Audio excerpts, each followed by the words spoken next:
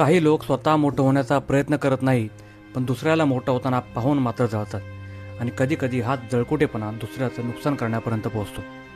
नवीन car घेणं हे अनेकांचं मोठं स्वप्न असतं, पण जर कोणाच्या जळकुटेपणामुळे ते स्वप्न एका क्षणात खराब झालं तर?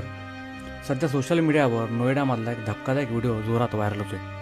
मिळालेल्या माहितीनुसार नोएडातील फिल्म सिटी सेक्टर 16 येथील पार्किंगमध्ये उभ्या असलेल्या एका नव्या कोऱ्या कारवर अज्ञात लोकांनी स्प्रे पेंट मारला आणि गाडीची पूर्णतः वाट लावली. ही कार मालकाने नुकतीच खरेदी केली होती. नव्या गाडीचा आनंद ताजा असतानाच हा प्रकार घडल्याने हळहळ व्यक्त केली जात आहे. जेव्हा कार मालक सकाळी पार्किंगमध्ये आले तेव्हा गाडीवर स्प्रे पेंट मारलेला पाहून त्यांना मोठा धक्का बसला.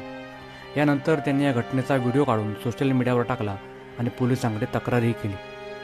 आता परिसरातील CCTV फुटेज तपासून आरोपींचा शोध घेतला जात आहे.